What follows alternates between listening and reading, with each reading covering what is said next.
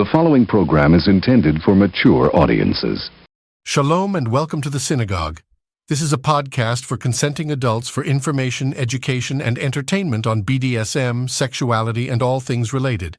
If you're not a legal, enthusiastically consenting adult, then pick up the needle, press pause, or turn the radio off. For those who remain, now might be a good time to switch to your headphones.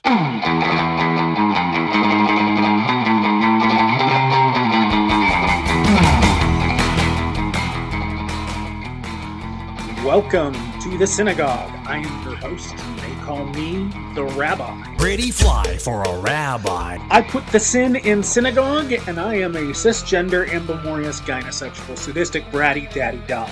Sex therapist by day, kink educator by night, and in both these roles I help people make their kink a religious experience. While I am a mental health professional, this podcast is for educational and entertainment purposes only and is not a replacement for therapy. Seek out the assistance of a trained professional for help with your specific situation. Hosting with me today is my partner, my ADHD squirrel wrangler, my submissive, my brat, my pony, or just my little pony. The herald to my Kumar, Lil Bit. Hello. This is episode number 7, and today we will be talking with Lil Bit about pony play. Hey, you, put on your horseshoes, leave the barn, and enter the show ring. Pet play, specifically pony play, can be intimidating. And today we will demystify some of the main concepts of pony play, including equipment, handling, training, safety consent, and different pony play scenes. Do you want to know if you're a dressage pony, cart pony, hunter jumper, or breeding stock? Are you an Arabian Clydesdale or Shetland pony? We will talk about those labels within your pony identity and how it can be reflected in your play. Once you learn about pony play, your nay will become a yay. But first, a word from our sponsor.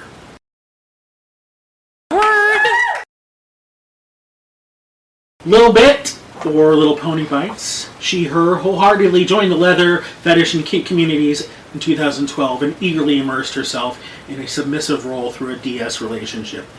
This first experience taught her the basic do's and don'ts of power exchange and helped her to open up her little pony identity. Being a submissive at heart, she has been exploring her newly discovered switch tendencies and little brat side.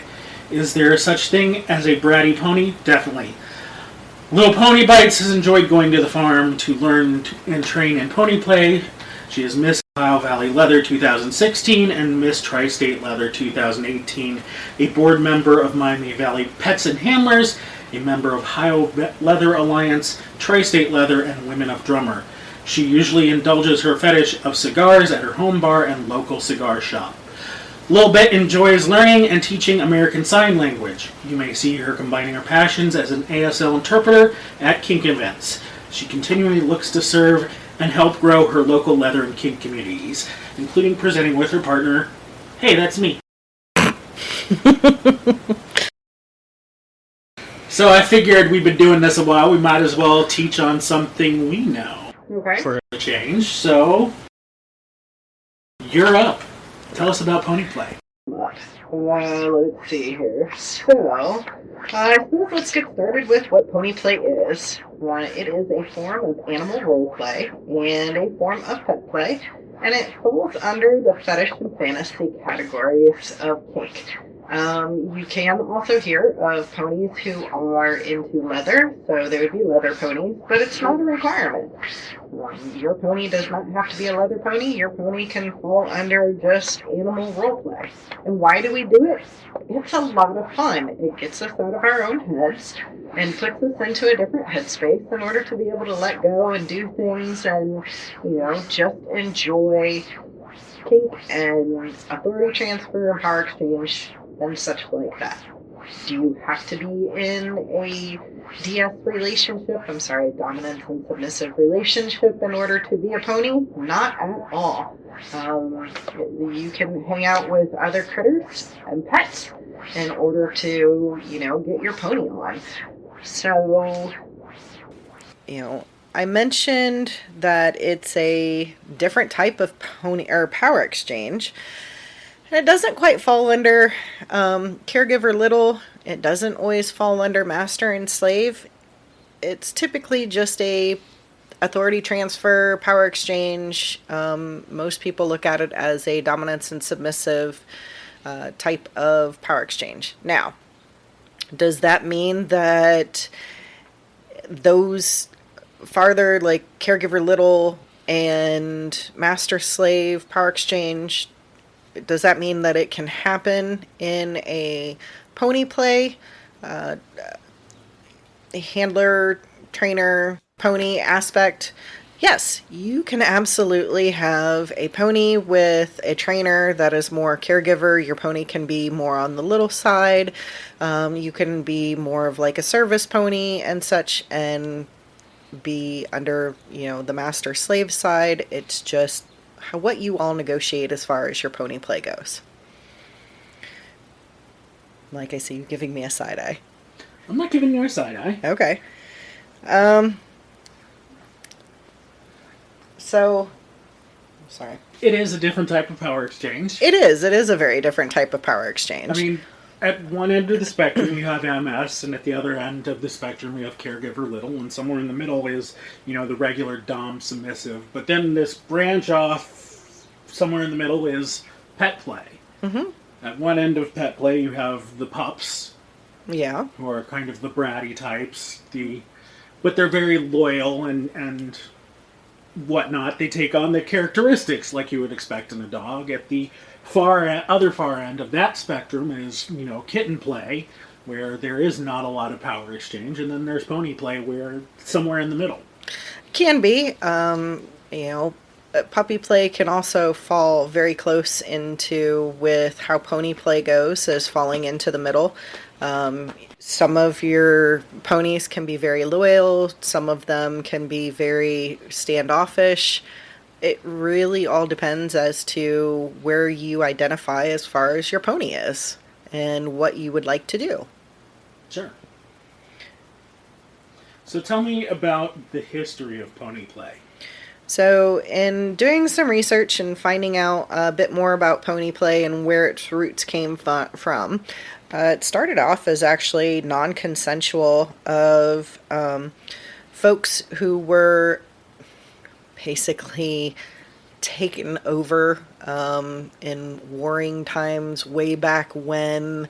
I'm talking like thousands of years ago type. Well, maybe not thousands. Okay, it's a little far. But when other countries took over countries, and they turned essentially people into human chattel. And so ponies started off as human ponies in the sense of that people, as I said, people were brought in or people were made into human chattel, and bio ponies were essentially had more value because you could replace people at that time. Horses were expensive, slaves were cheap. Yes. And so after some time, there was some folks that actually embraced that role. It was taking it on themselves, learning farther back than the Marquis de Sade, and bringing out highlights of kink and kink aspects of taking it, basically taking the power back and turning it into kink, of people just enjoying the animal role play and the fetish and getting out of their head and doing this thing that essentially was pony play.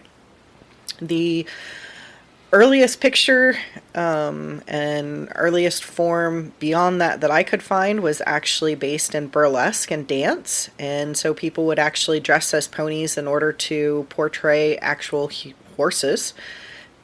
And you would also see them in some of like circus things and other entertainment as things kind of went on. Later on, it ended up being an alternative to puppy play. So puppies at one point in time were considered quote unquote bad submissives, and so you were bad enough that you needed to be a puppy. And in doing some of the research, it was sometimes you were bad enough that you weren't good enough to be a loyal puppy. You had needed to become a pony in order to learn your place more.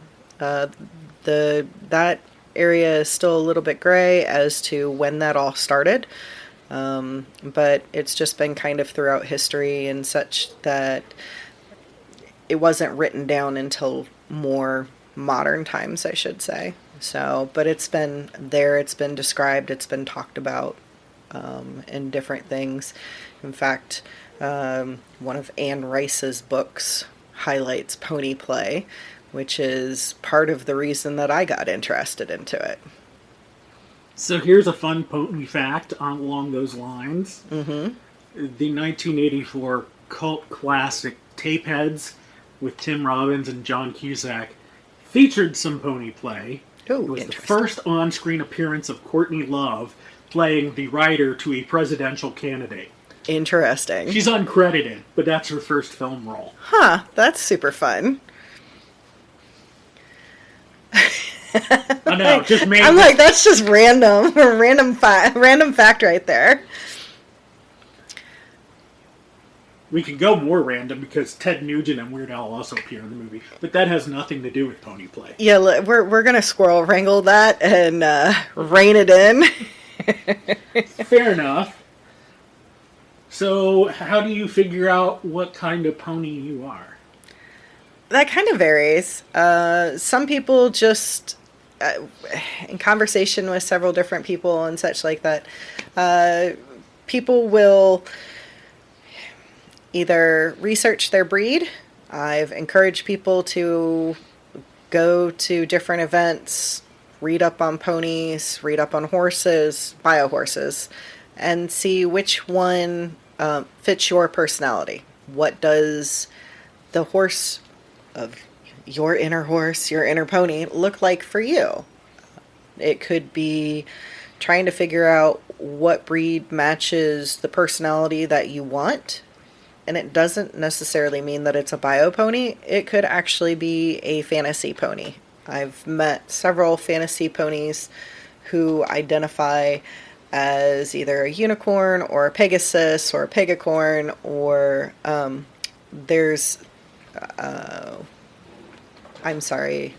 centaurs, and several others, and they're kind of escaping me at the moment. But the point is that you can figure out which pony matches your personality, and then figure out what age do you want your pony to be and where you want to land. You don't always have to have a name right away for your pony, but figuring out your background, where you're going, what type of pony, helps you to figure out a bit of your breed. Some people will even go and visit stuff like a Tractor Supply store or other big animal or large animal stores, I should say, to help generate some ideas about their pony. Some people have a very good idea as to they want their pony to be absolutely pretty and have all of the pretty things. And so looking for things like that to make you into a show pony, to have all of the pretty things, is something that you'd want to look for, especially when you develop what items or gear, and it doesn't have to be specifically pony gear, but things that you want to wear and help you bring out your pony breed, bring out yourself, bring out your pony identity. The type of fantasy pony you forgot? Mm-hmm. My Little Pony? Oh, how did I forget that? I don't know. But what other types of ponies are there? So there's ponies that are companion ponies. Some of the companion ponies are similar to puppies in the sense that you just want to be a companion, you just want to be petted, loved on, nuzzled, all of that good stuff. Some of them might be, I talked about the show ponies where they want to dress up with all the pretty stuff and have all the shiny tack and their hooves painted and their mane done up all pretty. And can we tell I also like show pony stuff just because it's pretty and fun and you can do all of the things. You can be a riding pony, and that actually can be either an upright pony, meaning that you are standing on 2 feet, or you are down, or two hooves, or on all fours as a riding pony.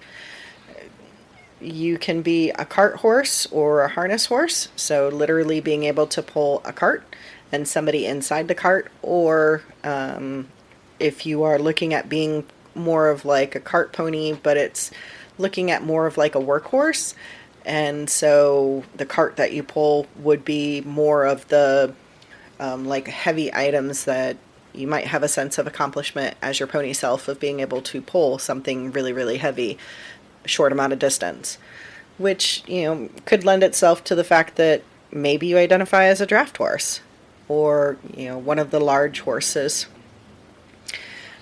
Some ponies are trick ponies. You can even get into being a stud or a broodmare, and it depends as to where you identify, what you want. Yes. Squirrel, stud finder, beep.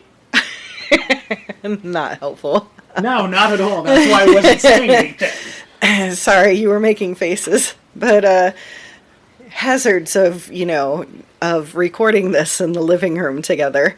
So, as you go on, if you choose to be a stud or a broodmare, then, that might be more of sexual pony play and, taking your pony as to being the, I want to be a sexy pony. I want to be used and played with and all of that. You can do it as to figuring out actual breeding lines, and there are some people that will do that versus other people who are just like, nope, I'm going to this I think the event is Stallion and Mare's event, and I'm identifying as a mare tonight, or I'm identifying as a stallion tonight, and hey, this is, what we're doing is having a good time. You can also be an off-brand equine, and a fantasy pony is what we talked about earlier. You always forget what the off-brand I do. I always forget the off-brand ones, because those are usually, that's the one that I usually leave to you. Those are things like donkeys and mules and zebras and other horse-like things that aren't horses. I would suppose a pony would be an off-brand equine. Yeah. But it's called pony play because that alliterates, and horseplay was already taken by something else. True. So, full disclosure, my history with pony play predates kink by a lot because I grew up on a horse farm. So I know all the horse things. It was applying it to humans that was new for me when we met. But I had some hesitation with doing pony play. The first one was three big things. The first one was I had this fear that I would enjoy it too much and never be able to show my face in the barn again. The second one is I was afraid it would be boring, because there's a reason why I still don't show horses. I grew up doing it. It got boring. It got to be chore-like. That one really hasn't been a problem. But the last one kind of has been every now and then, is that the pony play isn't accurate enough to the bio horses. And, there's little tweaks we have to make because it is a human pretending you are a human. It is a human. What am I saying? Oh my god. Because you are a human, we have to make some adjustments accordingly. But those things sometimes throw me off because that's not how we would do it with a real horse, and I did it that way for 12 years and... Longer than that. Yeah, a long time. I did it that way a long time, and, I remember thinking, oh my god, what if she wants to be led on the right side of the horse instead of the left side of the horse? It's going to throw everything off, and I won't be able to do it.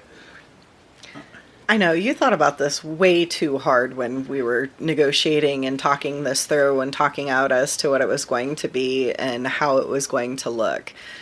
And I know you've done pony play with me, and there have been times where I think you've quasi-enjoyed it, but I also think that it's not on your high list of go-to kinks to go to do.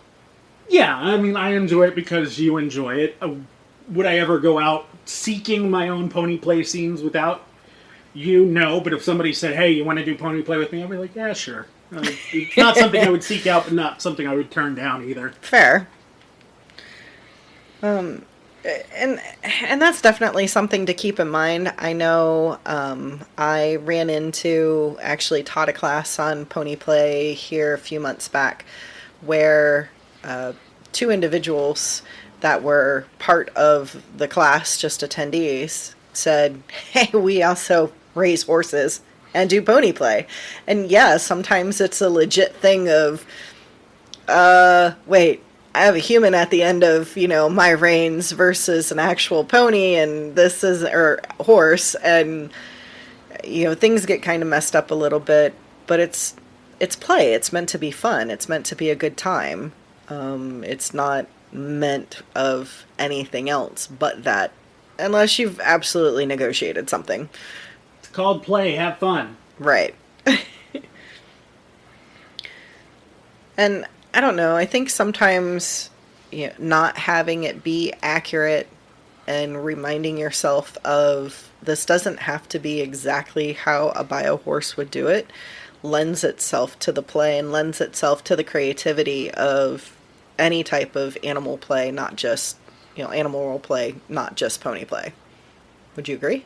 Yeah, unless you're trying to play with me, in which case my brain short circuits when it's not exactly how the bio horses would do it. I know, that's happened a few times, and it's been absolutely fun, and has totally and completely thrown me from headspace.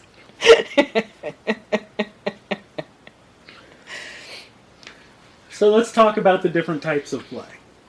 So one of the types of play is just pony training.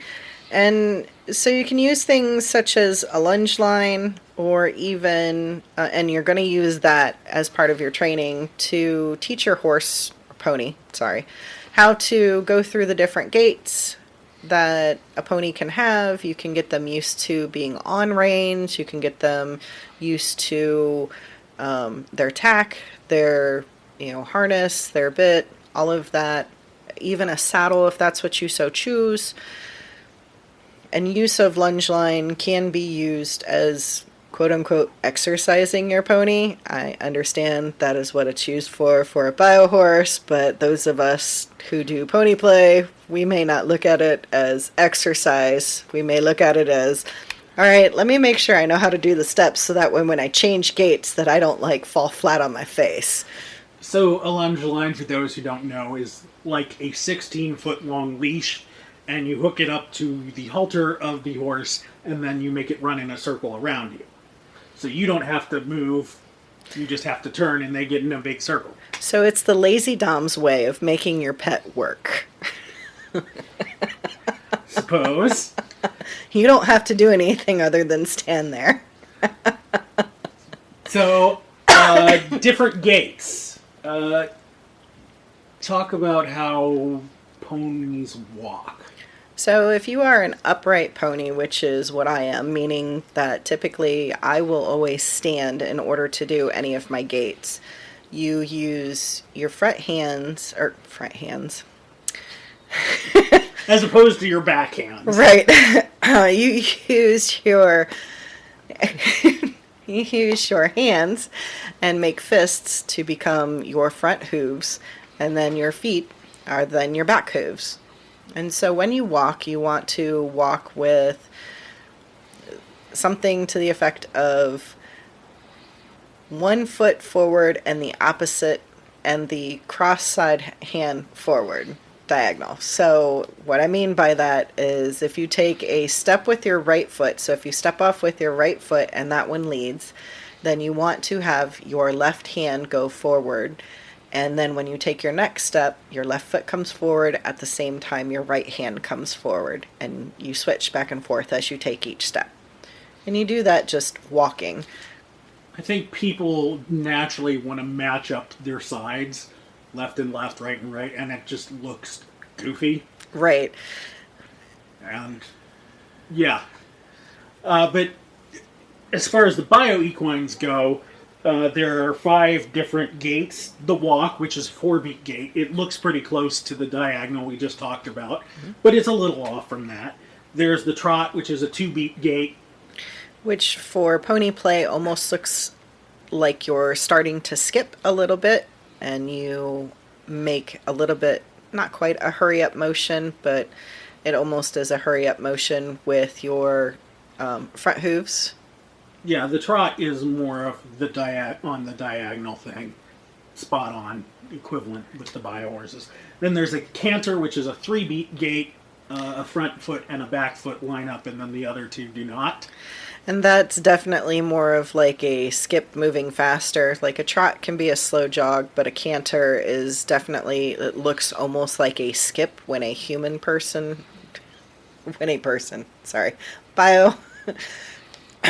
Goodness, I'm getting my words mixed up. When a person does it as a pony versus a bio horse does a canter. And so when you go into the canter, it does look more like a skip with a for sure pronounced almost hurry up motion and trying to get your hooves all gathered kind of at the same time. And then finally there is the pace, which is lining up left to left and right to right. It is only done in a few breeds of horses, like the Tennessee Walker. So unless you're that type of breed, you probably don't want to do that. So I did meet a pony that was I want to say an Icelandic draft horse, and they naturally pace as well. So they do two and two. Don't hold me on to the exact pony because it's been years since I have met that pony's persona, and so I just remember that they had said that was one of the things that they naturally do that, and so they chose a pony that would match that gait. And then one of the other ones is a gallop, and that's just a flat out run for those of us that are playing pony. Oh, did I skip over that one? Yeah, but even the flat out run, many ponies will make it into like a little bit faster jog, depending on what they're doing. If they're in competition, I've seen people just flat out run and, wave their front hooves just a little bit to try to be a part of the gallop as well. So, yeah. And then another type of play is cart play. And so as I was talking about that, you can do cart pulling or even learn how to pull a cart through obstacles. Some people will use blindfolds to lead their pony who's pulling a cart through the obstacles. Know your risks, know your risk profile, negotiate, talk about that. That's my little disclaimer. But, that's something that you can do. Even with the cart pulling, it could be you're pulling a cart with a lot of people in it versus, pulling a cart that has a lot of items that weigh heavy and you're trying to see how far you can pull it for your own strength, your own training, your own play, or even competitions. It's all in what you want to do. And then there is vet play, where you're kind of combining medical play with pony play. You can do things like give shots or do ultrasounds. With horses, they tend to be internal ultrasounds, so basically you're doing fisting.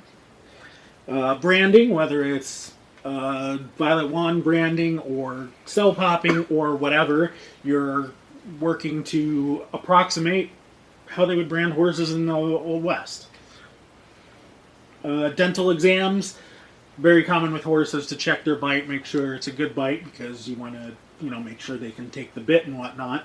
And then finally there is castration, whether you are playing with that or really following through, again, your risk profile. I think that's out of 99.9% of people's risk profile, but you can pretend to do it.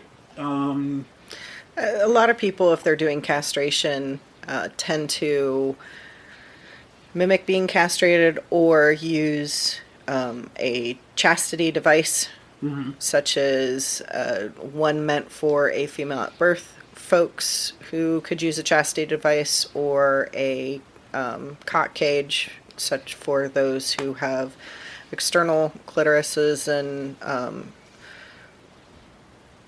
yeah. With bio horses, it's a scalpel, a flick of the wrist, and a toss to the cats. But we have been at events where they have sold castration rings, which are basically rubber bands that you put over the testicles, and over time they wither and fall off.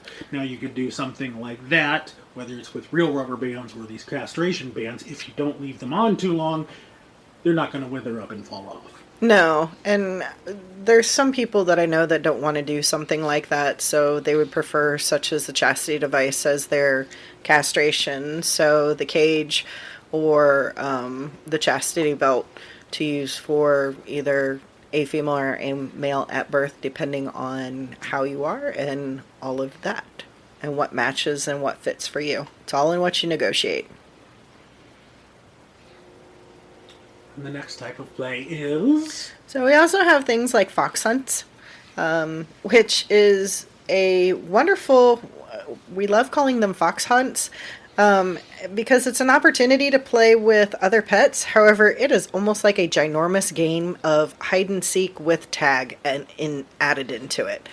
So you can have foxes, deer, bunnies, other prey animals, and you can have ponies and puppies, and your trainers and handlers all get involved in order to find the fox or the prey.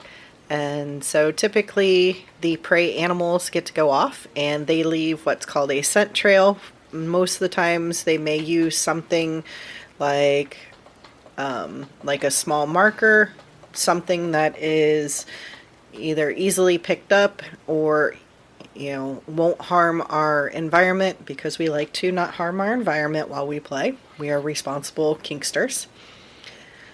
And so, the prey animal leaves a scent trail, and after a designated amount of time, then you release the hounds in order to try to help find the scent trail, and those who are quote-unquote riding the ponies follow along behind. And so it is a giant game of hide and seek and tag in order to find your prey and see who can either catch the most or tag your it, or whatever the case may be as to how you'd like to do it. But it's one of those that's on my pet play bucket list that sounds like a lot of fun, and one of these days I hope to be able to get enough people to be able to play something like that in a large enough space, because it, again, sounds like a lot of fun. And what about breeding play? So breeding play is definitely all about your negotiation and consent. It is definitely okay to say no to this. As I talked about before, some people will use and create breeding lines in order to introduce a new pony into the community with actual two ponies being bred, and that can actually be literally or figuratively, but most of the time when we talk about breeding play, that is actually literally of two people negotiating whatever they want as far as like sex and intercourse in order to create the breeding play. I feel like I'm missing a little bit more on this tonight. Well, I believe if you go onto baddragon.com, you can find a rather large horse-shaped dildo. You can. And some people, that is what they would like. They want to be bred by a stud, and they may want to go on a website such as Bad Dragon to order an anatomically correct horse dildo.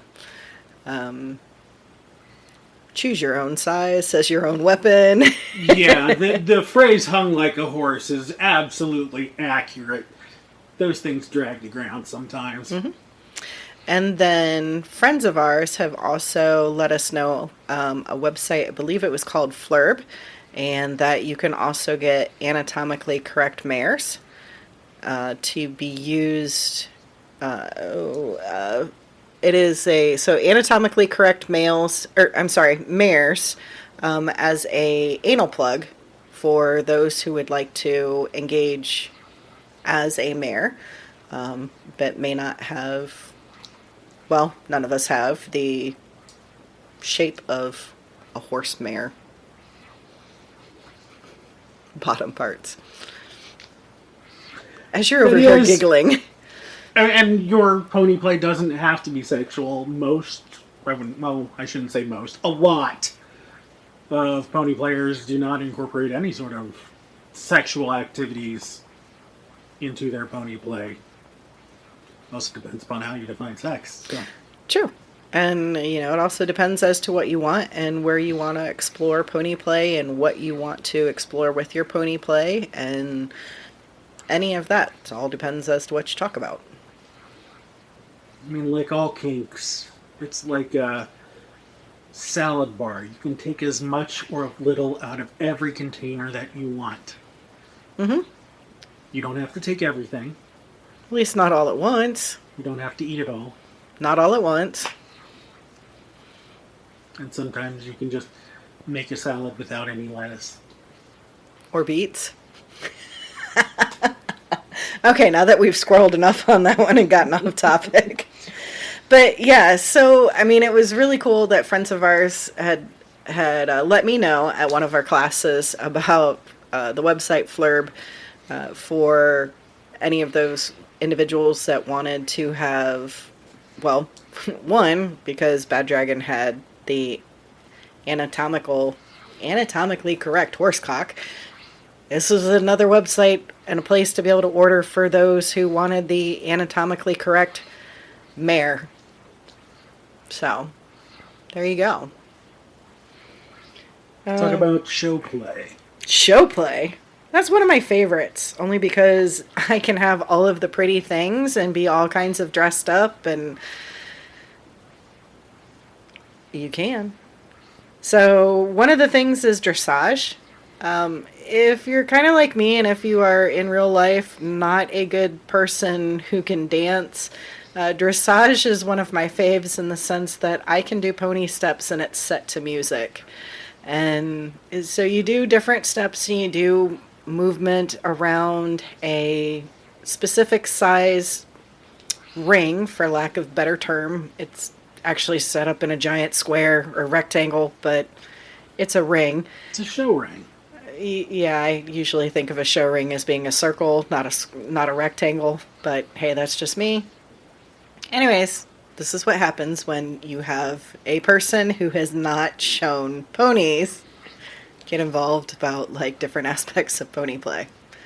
That would be a round pen, not a ring. Okay.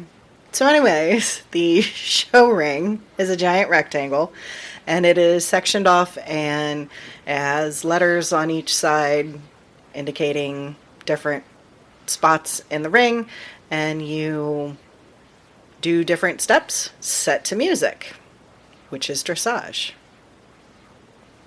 Yes? I don't know.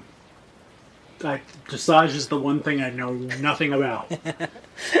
Well, that is how I learned dressage, and that's what I've gone through in some of my research and such like that. You can actually find blank dressage test sheets to be able to figure out your routine that you would like to do with your pony and create your own steps of how you would like to do it and count off the number of beats. There's all kinds of ways as to if you want to get super intricate with it.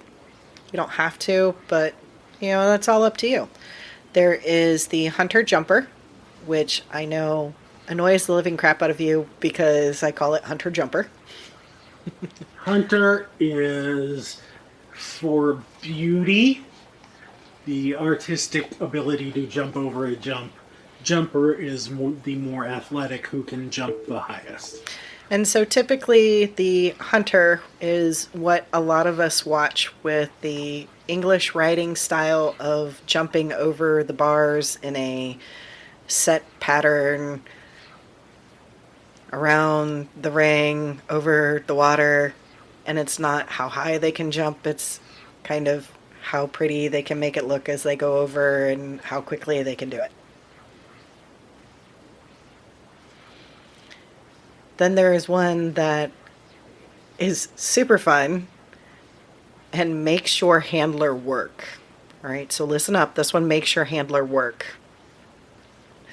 It's called the Liberty, which means that they remove your bit and bridle, and as a pony, you get to go running around the ring, and they have to figure out how they are going to entice you back at the end of a set time.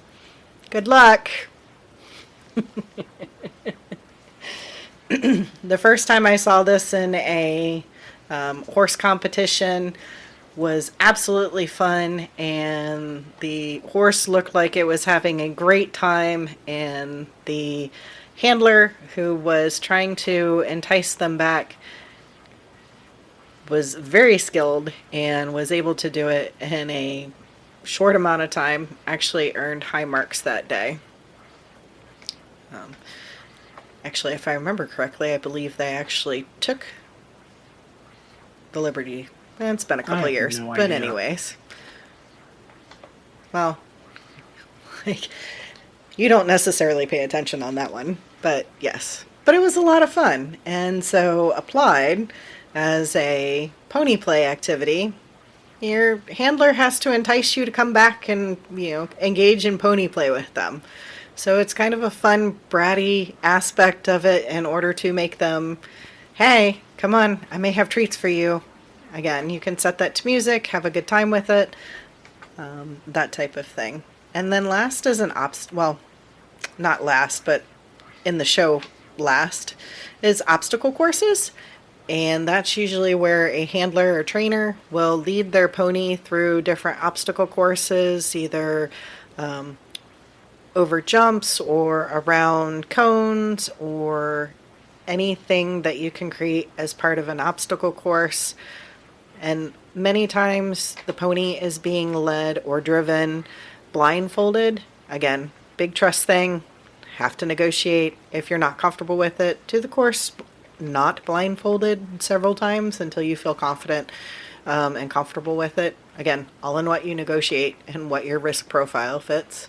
But yeah, that's one of those that many times people engage it in a form of play, and including some forms of competition. Grooming. We like grooming. Grooming can involve things like brushing your pony's mane or brushing your pony's hair and being very tactful and cleaning their tack and giving them baths after a long play and ensuring that your pony is all kinds of cleaned and pretty and all of that. So you can use a comb and comb their mane and tail. The one that I always get a little funky about every once in a while, because if it's used on the palm of my hands, always gives me kind of a ticklish feeling, is the hoof pick for your feet. But you can use it to pick out any stones that are in your shoes or any mud that's in your shoes from engaging in pony play. We talked about baths. Note to self: discuss and negotiate with your pony as to what is acceptable for a bath after playing. Rabbi learned that the hard way. For me, little disclosure, I had a traumatic response when Rabbi thought he was going to be helpful and hosed me off after playing a good bit of time with pony play, and I wasn't expecting it and didn't even think to say, hey, I have a thing about wet clothes against skin, and so it triggered a traumatic response. So again, negotiate that. It's all good. I took her clothes off real quick. Got me out of headspace, so, got me to where I needed to be and refocused, so that's all right. We handled it. Now, talk about the gear you have to do pony play. So the gear that you absolutely have to have in order to do pony play is yourself. That's it. That is all the gear that you have to have. Gear does not make the pony. Gear can help you get into headspace. Gear is nice. There's lots of different things out there. There's a lot of very nice, very expensive items, such as anything from I think it's Zentai or Zenti suits, to rubber, to leather, all of your bits, bridles, harnesses, tack, saddles, hooves, shoes, manes, pony hoods. All of that is absolutely wonderful, but gear does not make the pony. So those are, I mean, just some of the things you could have. And I forgot a tail. I don't know how I could forget a tail. But your mane, your tail, all of that is nice. All of that is wonderful. And you don't have to have specifically the expensive stuff to be a pony. In fact, some of the manes that I have are, simple. And, I can throw my hair into a ponytail and add... Ponytail. and add a hair tie that is set with specific ribbons and strings and such like that, and that's my mane for the day, and it still puts me in the right headspace. So it doesn't have to be fancy, and you can also build on it too. So yeah. You also skipped over collars and cuffs. Oh, I did skip over collars and cuffs. I'm so sorry. I'm like, I was going through all the things. But yes, you can totally and completely have collars. You can have cuffs. I have my own collar. I have my own special cuffs. My point I was trying to make was that gear doesn't make the pony. Mm-hmm. But, having a collar that you specifically want to use for your pony headspace is great. You can start off with something simple and work your way up. You can also find cuffs and ears and harnesses. Yes? No, you just skipped over collars and cuffs, and guess what I bought for you? My feelings are not hurt at all. It's okay. I absolutely adore my collars and cuffs. You can stop that. Like, my collars and cuffs come out at every single event, just because my cuffs look like pony hooves, but I have to pull them down just right. And if I don't want them to look quite like pony hooves, depending on where I'm at, I can pull them up just a little bit. However, for me, it still connects me to Rabbi, and it also connects me to the leather community and my greater kink community at large. So yeah, that's one of those things that I absolutely enjoy having. They're really cool. They look like regular cuffs until you make a fist and flex, and then they look like hoofs because they're not cut straight. Right. And got them off Etsy. They were made by somebody in the Ukraine, so given what's happened in the Ukraine, you might not be able to get them anymore. I was going to say my ears were made in the Ukraine, so I'm not sure I'd be able to get those either. But I know that there are other ears out there on Etsy, and my collar is absolutely unique as well. Yes. I had that custom made for you by Emma Alamo. Shout out. Cool. Yes. But it's instead of the regular steel O-ring, those two steel O-rings are both sides of a bit. Which is awesome, because that means I always have a little bit of my pony with me, no matter where I'm at. Lil Bit. Yes. So what other type of equipment would be helpful, not required? So helpful equipment is things like vet wraps.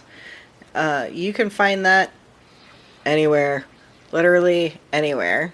You can use it to wrap up your hands to become into fists, to create your hooves. If you want to leave your hands free, then you can wrap your wrists, you can wrap your ankles. You can find lunge lines and lead lines at things like at Tractor Supply.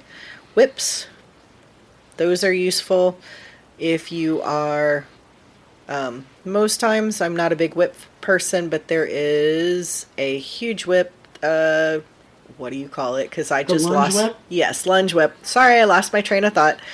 Lunge whip, which doesn't actually touch the pony at all. It Right. is used just as a noisemaker in order to get your pony to move. So here's what a lunge whip looks like. It is a long stick with a bullwhip on the end. It is highly inaccurate to move, but it is real easy to make a cracking noise, and you want to make the cracking noise right behind your pony to make them move. You do not want to hit the pony with it, whether that's a bio pony or a human pony. Don't use it for that. Pretty sure you'll piss a bunch. You'll piss a bunch of ponies off, especially if that's not something that's been negotiated in the scene. Now, like a riding crop whip, you're good with. Yeah, and we get crops and ropes in order to do our bits and bridles and leads for the ropes, crops. So unless you've negotiated it as part of your play, crops are not meant to be used as impact play for your pony. Crops are typically used in pony play as more of just a gentle prod, or using it when you are driving your pony to tell them as to what you would like to do next. So if you're moving them from a walk to a trot and you're not trying to make any noise, you can use your crop to give direction across the back of your pony, or tell them if you want them to do what's called a high step, to look fancy when they're walking, that type of thing. You can use your crop to give direction. Then there's different bits, such as a snaffle bit, and those are varied in size and in shape.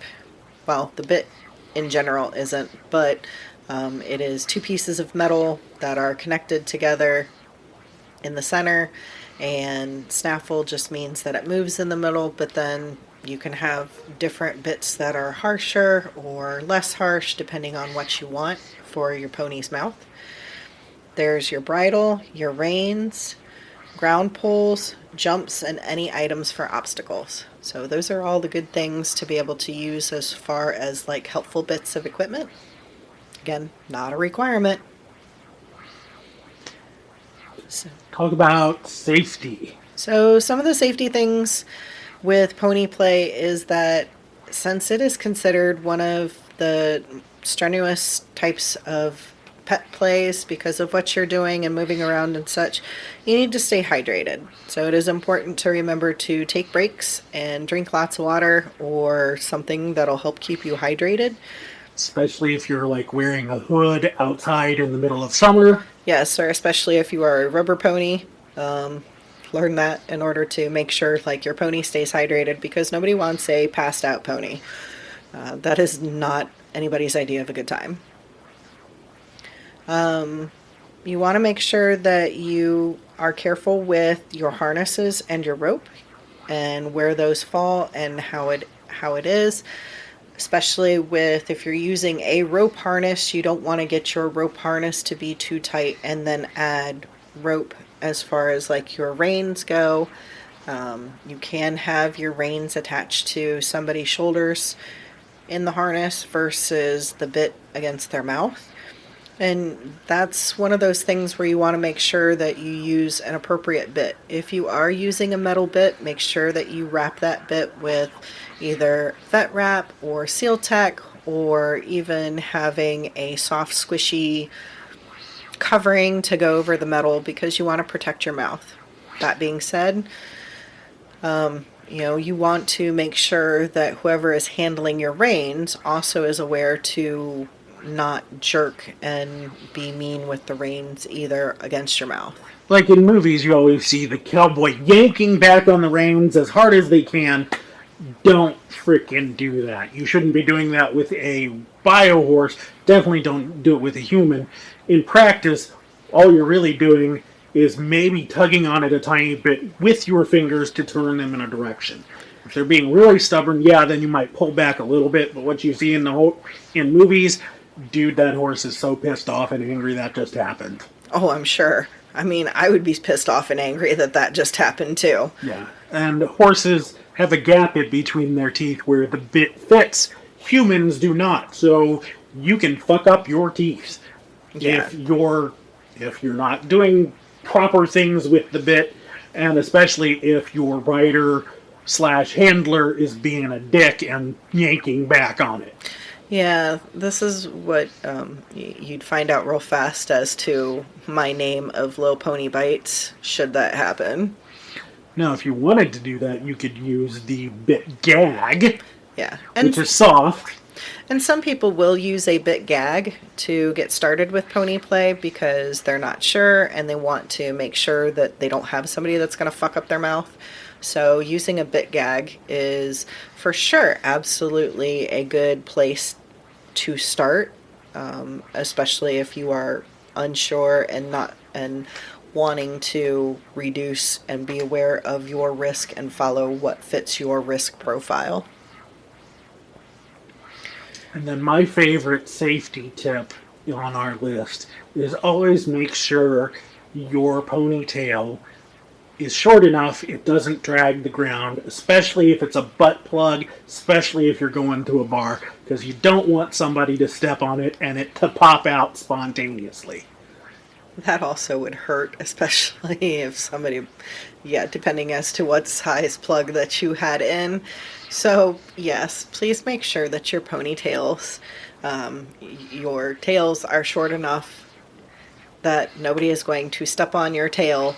At the same token, for those who are not wearing a plug as a tail and you are observing a pony, don't pull on the pony's tail, especially not without consent.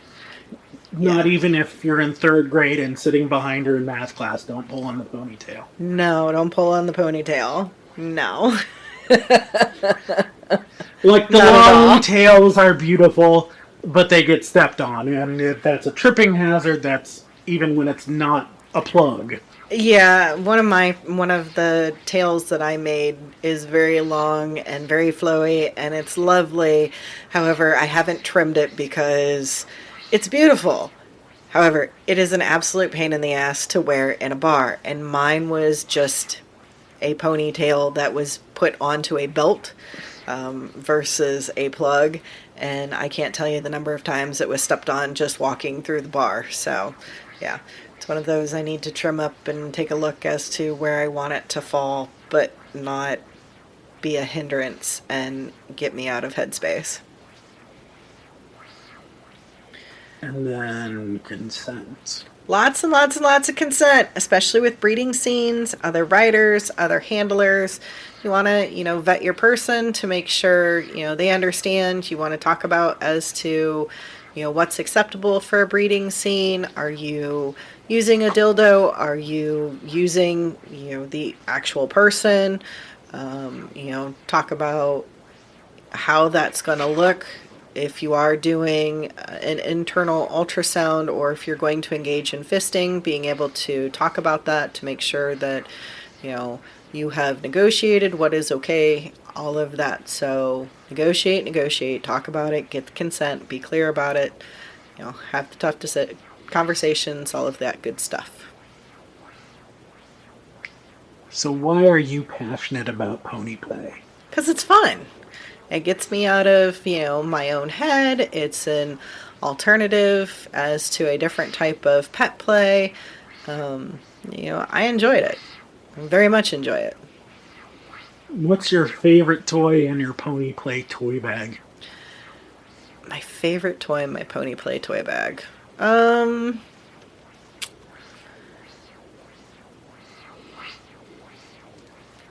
Like, we already talked about the collar and cuffs, so it's not that. If I'm looking at toys themselves, probably have to be cuffs. Let's see here. Collar, cuffs, ears. Those are definitely some of my faves, with my rainbow mane and tail. But if we're talking about, equipment, items, probably one of the reins to be able to be led around.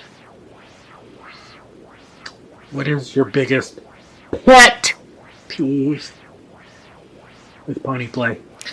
Oh, probably one of the biggest pet peeves with pony play is that ponies require a lot of space to be able to play with others. And so it has been one of the more difficult sides of of pony play for me to be able to mosh with other pets. And so thankfully I have chatted with a lot of people, especially in the local community and local regional-esque community, to be able to start to figure out how we can incorporate and engage more ponies in moshing, especially when it's predominantly puppy.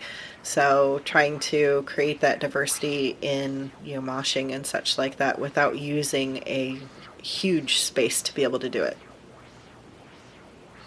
Is there anything else you would like to tell us about pony play?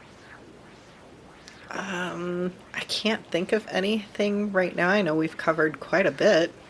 Okay, then our standard questions for every guest. Now they're turned on you. Great! What's your favorite swear word? Oh. And I said swear instead of curse. If you always say curse word, I'm like... I think that's what you had written down. Nope. Oh, well. That is not a word I use. What's your favorite swear word? Stop stalling. Stalling, get it? Let's see here.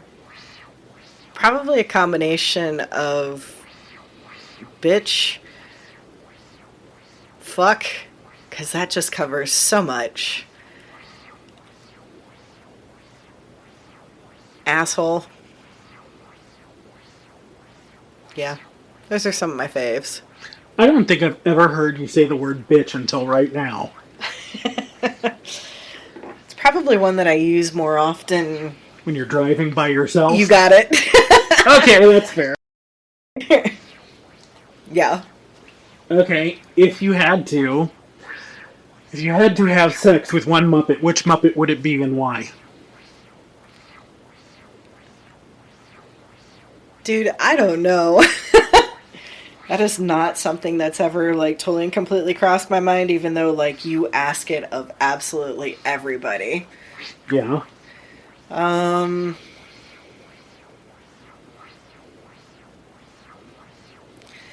don't know. I don't think my mind really goes there as to that. Well, I'm asking your mind to go there. Really, it really doesn't, think to go there.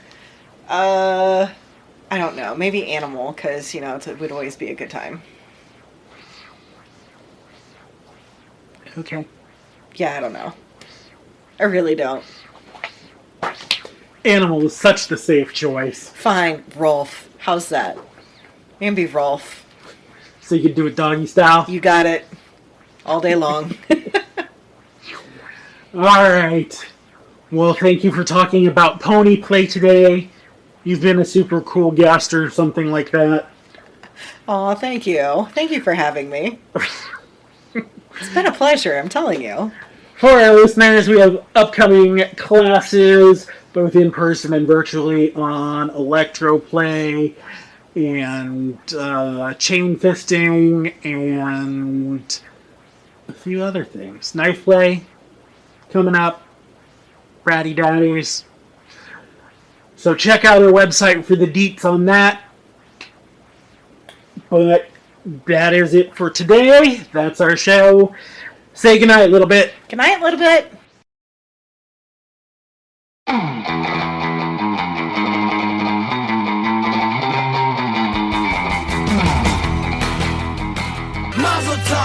Follow us on Facebook, FetLife, Twitter, Tumblr, and YouTube as SINagogue BDSM, and on Instagram and TikTok as SINagogue Kink. If you enjoyed or learned something from this podcast, consider making a donation via PayPal, Cash App, Venmo, Patreon, or Ko-fi. Username SINagogue, or find those links to all of those on our website, SINagogueBDSM.com. Remember, that's SINagogue with an I. Also on the website, links to past episodes, upcoming classes, book us as educators, shop our store, and more. SINagogue hosts and guests are subject matter experts but are not the expert. We believe that, outside of violating consent, there is no wrong way to do kink, except to think your way is the only way. This show is presented from a RAC, risk-aware consensual kink point of view, and not SSC, safe, sane, consensual, because every individual's definition of safe is different based on their own risk profile. The use of the word safe on this show fits our definition of safe, and that does not have to be your definition. Opinions expressed by guests on the show are those of the person expressing the opinion, not of the show. Just a reminder, we try to make our content as inclusive as possible, regardless of gender, orientation, role in the lifestyle, etc. But we do inherently speak from our own point of view. For the most part, substitute our identity with your own to make it work. We want to know when we make a mistake, so we can learn and grow from those mistakes. So if you feel like we did say something that is genuinely offensive, we encourage you to let us know. Reach out to us with your questions, comments, or concerns via our website or call us at 469-269-0403.